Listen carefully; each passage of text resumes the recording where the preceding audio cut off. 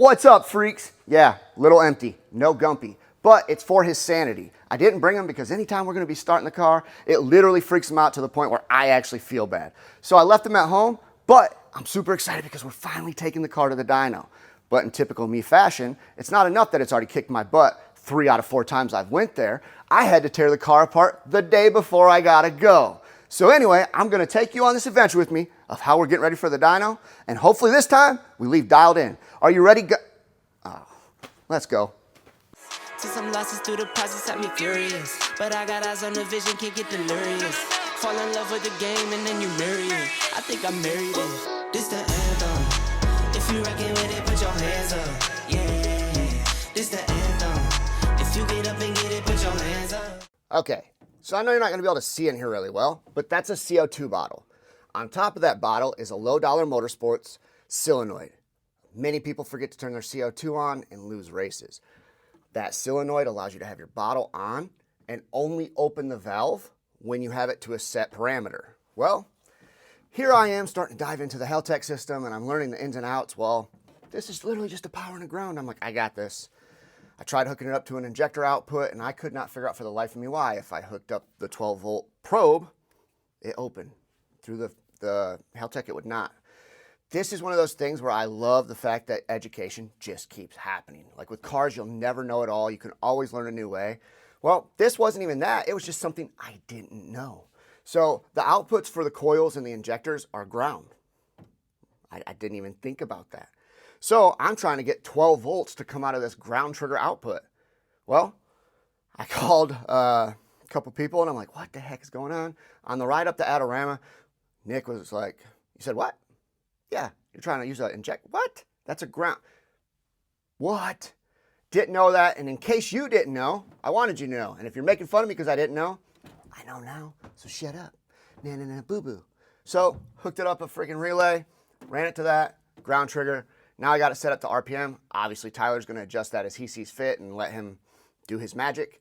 But it does work. It does the things. Ha! I'll do a bit of an explanation in a little bit so that I'm not killing all of Ryan's time, but I had to use his assistance to see if we actually found the problem, which wasn't a problem. I was the problem, like normal, but again, I take ownership and I learn, and I've been learning my butt off the last few weeks, and it's been kind of awesome because it's freeing. Anyway, we're gonna flip this around and I'm gonna have Ryan do a test. Thing. 1, 2, 3. So it's assigned, it does have voltage. Are you ready? Want me to do the thing? Yeah, do the thing. Oh, did a thing. Good job. Yay for me. It works. All right, so we're out here on our cruise. Coolant temp's dialed. Everything else is pretty good. Wideband, everything else is pretty good. But speedometer works, RPM's working.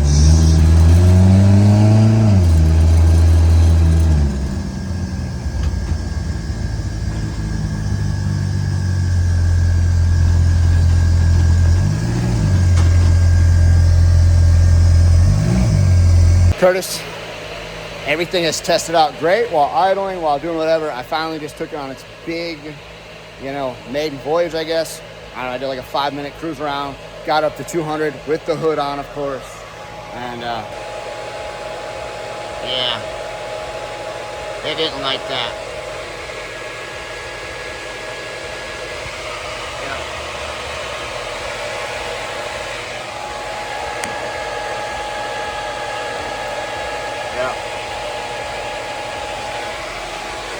All right, freaks, right now is the perfect time for an update. Next Monday, the car is going on the dyno. I am so freaking excited. Also, nervous. I don't want to be that guy, right? You show up, you say you're ready, you're not ready. It happened to me last time. It happens to a lot of people. I don't want to be that guy. I'm doing everything in my power to not be that guy. But anyway, what are we doing? Right now, so we just took the boosted fab timing cover off. He had some concerns, and this is what happens when you try to innovate a product. It's going to happen. You're going to have to push through the R&D of the thing. He was worried about it getting a little squishy, and it did get a little squishy under normal driving conditions with the hood down, bumper on, blah, blah, blah, up to heat. Normal driving conditions. So I had been testing it, idle, blah, blah, blah. It seemed like it was going to be fine, but he was right. It did get squishy. So we're taking that off, and luckily my boy Cody had already hooked me up with a Hyundai backup timing cover, so I just painted that twice because the first time it didn't stick and it fish-eyed and blah, blah, blah. I sanded it again, I cleaned it again, and it looks like it's turned out pretty good. Plus, of course, we got some stripper glitter on there. I'll show you that in a second. So that's why this is apart. Now, most of the roll cage that was already there was built around a guy who's clearly much taller than me because I could barely reach the pedals. So I'm finally moving the seat brackets, and that's gonna start with getting these daggum tabs out of the way.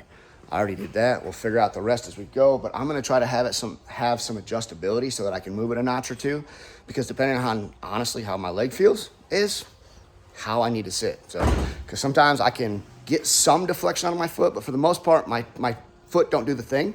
And so I have to get it on my heel and kind of stiffen my leg. We'll see how that works out. We're about to move it, but I want to go show you this timing cover real quick. Oh, would you just look at it? And the good news is that because this is so much smaller than the roll cage, I only had to beat up 2 strippers to get all this glitter. So we are now squared away. So we drove the car over to the big boy side. Dave so graciously offered to weld these in for me. I am trying to become a tackspert, meaning I'll tack stuff in all day long, but I felt like when it comes to safety stuff, I don't want to even risk it yet. Not there, you know what I mean? So he's in there doing that, and then pretty much all the big stuff will be done for the dyno. Turned out awesome. Good job, Dave. Doing great. That's his excited face. My rod is a little long. First time for everything. The seat is in the car, and it is bolted to the bottom. Well, I just wanted to tell you guys this. I kind of did one of those like go backwards, forwards. I don't need to do that. Well, I should have done that. Do you always take that? Yeah. I don't know that slowing down was going to be the solution here because I had a totally different plan in mind. But anyway, it has 4 tabs. I cut the tabs off, grinded it down, didn't measure where they were, and then was going to put plates in so I could have multiple holes depending on how my leg was feeling. Well, long and short, all the metal we had around here was just really heavy and bulky, and well, okay, see, impatience. If I would have waited, I could have gotten some strips of steel and done it much different, but I did not, so it does not matter. Anyway, I said, Dave, can you weld these tabs back in? We'll just weld them as far forward as they can go. He said, yes. He said, did you measure them? I said, no. So measured from hole to hole, middle was 9 inches, 7 inches rather, and I put the tabs as far forward as they could go, measured 7 inches back to the center of the hole, just had them weld them in right there. What I didn't know, and I still don't know why, but the inner bar is shorter than the outer bar. So when I went to bolt the seat and I'm like, bro, I messed up something. And I did. So by that bar being shorter, I had to move that tab over a half inch, up a half inch rather. Did I find that out? No, I was getting to the point where I was just about to drill until something could take a bolt because I was just getting frustrated. It did not make sense. The math was not mathing. Jeff came over. Again, very methodical gentleman. He is. I love that we're so different. He is like measure 80 times, cut once. I'm like cut 5 times, ask myself why I didn't measure. I'm trying to learn to slow down. Anyway, we went through a whole thing, put the tabs in. I had to hollow the tabs out a little bit so that the bolts could go in because now I had grinded it off 2 times. And, you know, you just lose a little bit, probably an eighth to a quarter inch between the two. So it's in there. Now we just got to make some little, we're going to just make like, I guess, spacers. I don't know. I wasn't sure because, again, we were originally going to move this bar to the back of the Kirky, but since it's not going to be moving back and forth, Jeff said he's just going to knock out some spacers, and that's a wrap. All right, freaks. As you know, the car is about to go on the dyno, and we are here at Come Through Cody's house. Wait, should I say Come and Cody in the same sentence? Anyway, I'm at Cody's house, who always comes through. Damn it. I'm at Cody's house, who is helping me get tires so that I can put the car on the dyno.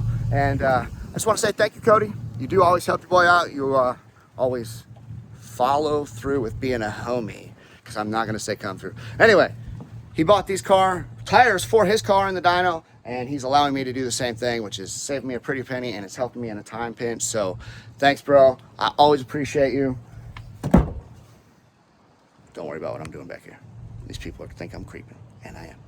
Well, that worked out swimmingly. We just stopped to get the fuel, and I am talking about we didn't have anything to spare. I had to roll the floor up and everything.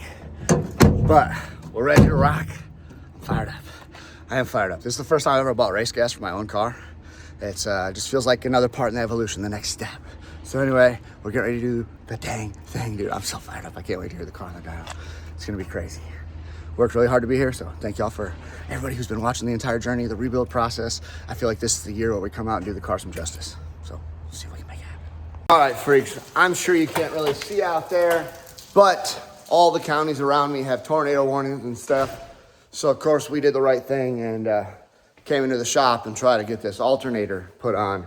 Now, I did get a 16 volt Power Master alternator. It's not technically a 16 volt. It can actually be adjusted. Not exactly sure how that works. But anyway, I got the J Racing alternator relocation kit. And I was looking at the pictures, and I'm more of a hands-on type of guy because I was starting to panic, and I'm like, is this going to work?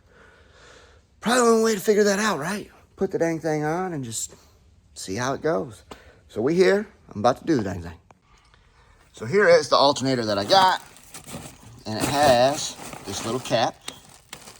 Nope, I don't even know where it's at, so I can't even find it. Oh yeah, little cap right here. See, it looks like it's glued. I don't know what's going on there. Anyway, pop this Johnny off. And supposedly you can adjust the voltage. J Racing alternator kit. I will not be using this if I understand it correctly. Well, most of this, because if I, again, understand it correctly, it's part of the power steering pump setup. So, yeah. We'll see how that works out. And then I was kind of up in arms about trying to figure out what belt to use, and a bunch of people actually gave me the part number, blah, blah, blah. Well, as you can see, it comes with that belt. So I did do the right thing, in my opinion, and I took the intake manifold off, first trying to fight my way up from the bottom or push my arm in the side, which normally I would do. I don't know why I would do it, because it don't make any sense. But it's off. It's out of the way. So we have all the room to do all the things, and I'll be honest with you, the only thing I noticed is that some of these things just seem kind of messy to me. I'm a little anal when it comes to some of this stuff, and it makes me want to have all of this stuff in one room. But, I mean, everything goes where it's supposed to go. It's not like it's super messy or anything. I'm a weirdo, and it bugs me. Just as I suspected. Yeah, I knew the second I seen these two things like that was wrong. I seen in the picture that half the bracket goes there, and they got a spacer to fill the rest. No, a longer rod won't fix it. It was designed for an alternator with this split style, so that it sets in between, where this one has this style. Even on the other side, it's got two of those. So it no worky. So it has this bracket off the back of the block that bolts to the CV shafts and where the AC used to be. And there's a spacer that goes in between there. And it has me thinking, if that sits like that,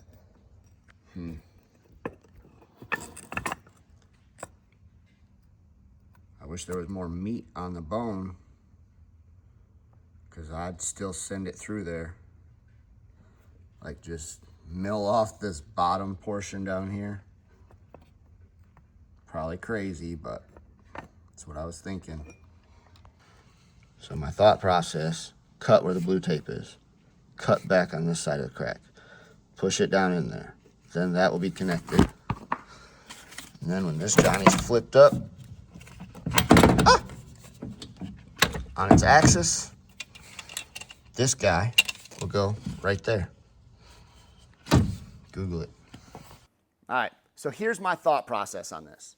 I did not know when it says GM Saturn alternator that it meant probably a GM version of a Saturn alternator, not GM/Saturn alternators. So we have here a GM alternator. That is the bracket that would normally be used, and there's a spacer that goes in here.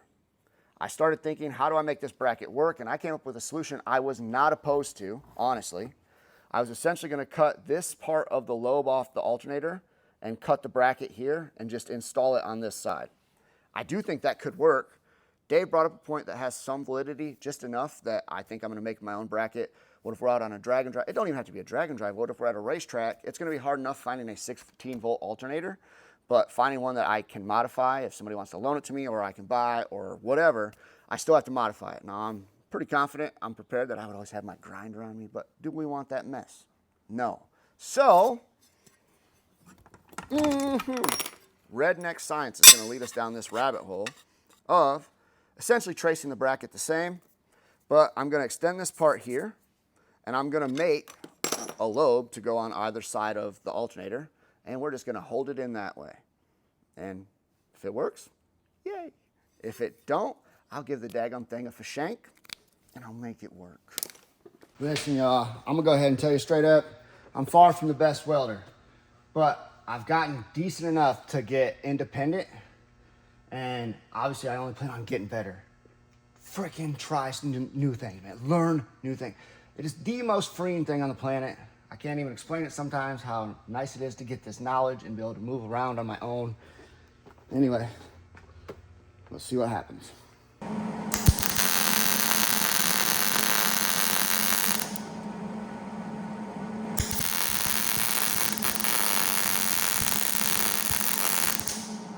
I'm gonna do what most people wouldn't do, and I'm gonna out myself before I test it. Here's my little bracket I made. I'm gonna say I'm proud of it. It's cute.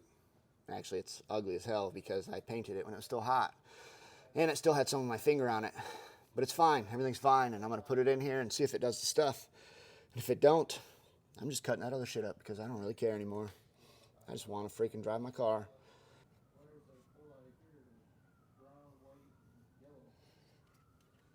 I don't know if I don't have it forward enough or what.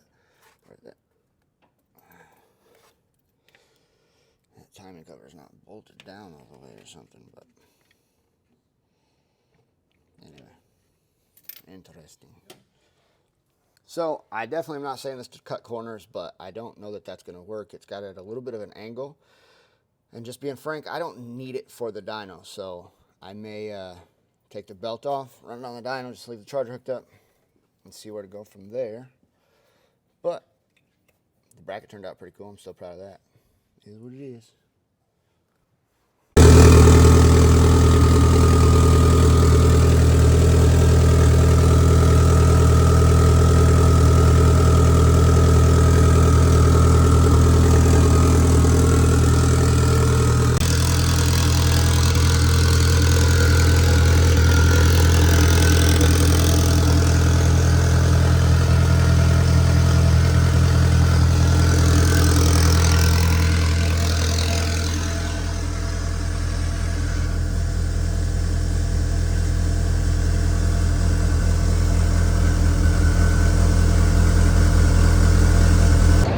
Freaks. I was just kind of talking to the Deal Brothers about this, and I don't make videos of a lot of my experiences that I guess I don't consider mine, and I'm going to give it a shot. I'll go talk to them, and I'll talk to the sick booth, and I'll talk to all those guys, but right now I'm going to talk to you about my favorite section at Autorama 2026. I'm just going to do a little walk around, a little time lapse maybe. It is the Toyorama. Let's go check it out.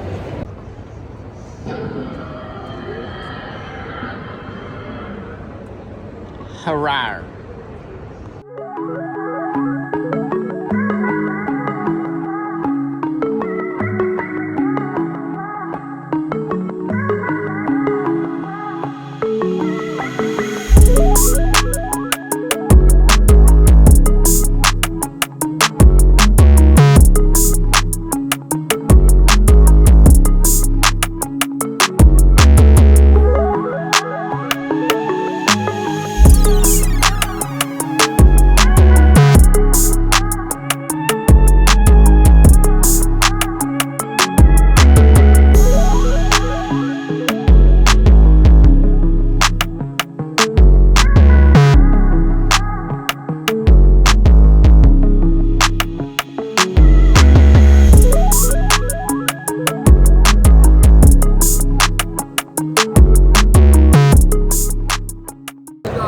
So my intention of what I'm about to say is not a negative, but I don't know what to film when a lot of it's the same. Like, they're just insanely nice cars with tons of time put in them. Lots of people, like, you know, trying to showcase their vision of their favorite car. So if I went around and tried to film them all, well, this video would be 18 days long because there's so many of them. So I'm gonna kind of run with what I got.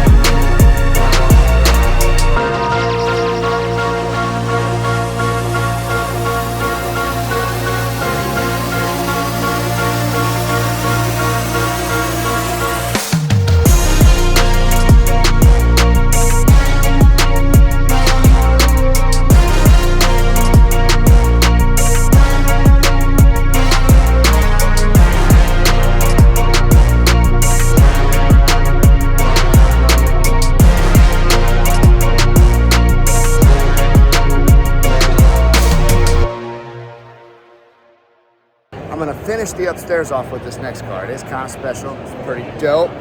You might even recognize it.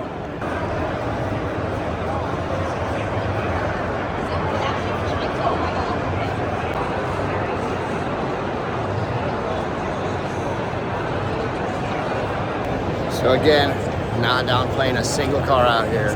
Time and efforts went into all of them, the booths, the setups. It's hard to explain, but yesterday when I was starting to fall asleep, everybody's like, you should go check out downstairs. And I don't know what the vibe's like right now. I don't even know if I can get down there. It looks jam-packed. But I promise you this, it was worth it yesterday.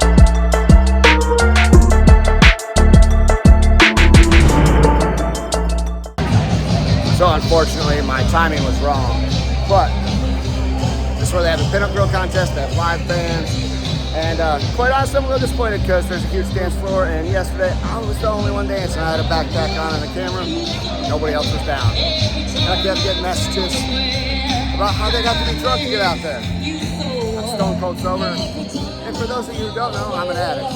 So I don't even have a drink because I don't know my limits, and I don't risk it. I don't want to fall back into that cycle. I've been sober for like 4, maybe 5 years, 6 years. I don't know, it's been a long time. I'm not planning on staying that way. So I'm trying to enjoy life. So when you see me dancing on the dance floor, whether it's a pole or there, mind your business.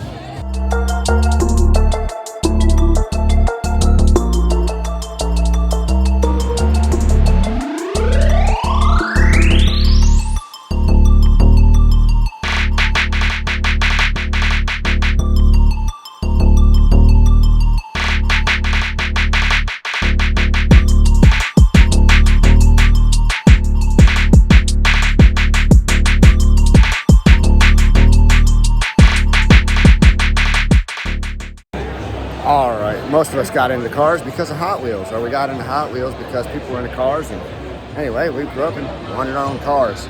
I am about to show you my favorite display at the entire event. Now, I'm not saying it's my favorite car, but it's my favorite display because it's literally like having grown man Hot Wheels.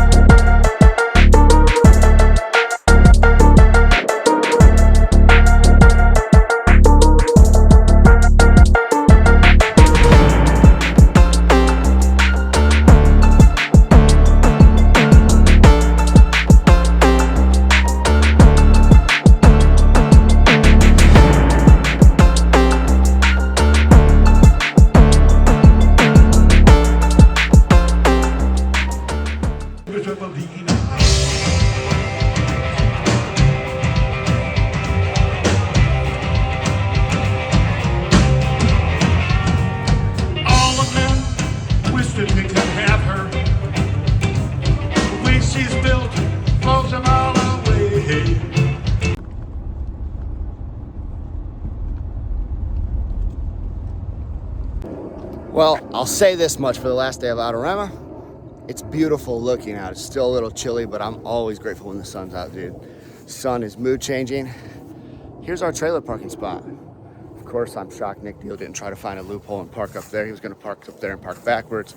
I don't exactly know how far we gotta go, but I know that that guy right there. What are you doing, bro? What are you doing? Going to get my wife's backpack. I gotta carry it. It probably weighs 80 pounds. Good job, Pack Mule. So anyway, last day of Autorama. Let's go. Oh boy, We get to walk 4 miles. Look at Xander. Friggin' button flew off my pants. Nobody helped me find it, but I found it. Don't worry. Good family time. Right, Sailor? I stopped for you. Thank you. Sailor. Gang, gang. Sailor, high five. What? What? What's up with the toot, dude? I'm tired. High five, dude. I'm hungry. Tired. High five, dude. This, she's that. High five, dude. Come on, dude. All right. Better hurry up and get that up. Woo! Anyway, I found my button. I win. David Nick Deal from Kalamazoo, Michigan, with the 2001 Ford Mustang. You can win something. Entry. At this time, I think we're going to hand it back over to Mr. Ball. So, boom. That's all the progress for today's video. I try to be as open as possible. Most people are too afraid to get made fun of or too afraid of what people are going to think about them. I don't care. Unless you're here helping me fix the problems that I create. Unless you're here helping me learn the things I don't know. It's irrelevant what you think. It's kind of like the old motto, if you ain't paying my bills at my house, you have no say in my house. So, I hope that you guys out there who are afraid of learning or failing in front of people, get that out of my videos. Try it. Who cares? I failed my way through 80% of this car, and my knowledge bank is now grown. I'm telling you what, they say knowledge is power. It's so true. It is one of the most freeing things on the planet to be able to tackle some of these things on my own. Do I have a bunch to learn? Do I need people's help? 100%. I'm not afraid to ask for help. I never have been. That is not my point. But growth is my point. And I share my journey of cars, but really it's a mental game, just like everything else in life. And my whole freaking push for everybody is to worry about what you worry about, compete against yourself, get out there and try new things, don't be afraid to fail, and freaking go for it if you believe in it. I'm telling you what, I believe in you. I just can't do the work for you. So anyway, as always, I want you guys to get out there and be just like Gumpy is with his ball. Oh yeah, Gumpy's not here because the car drives him insane. Anyway, get outside your comfort zones. Feed dreams and start fears, y'all.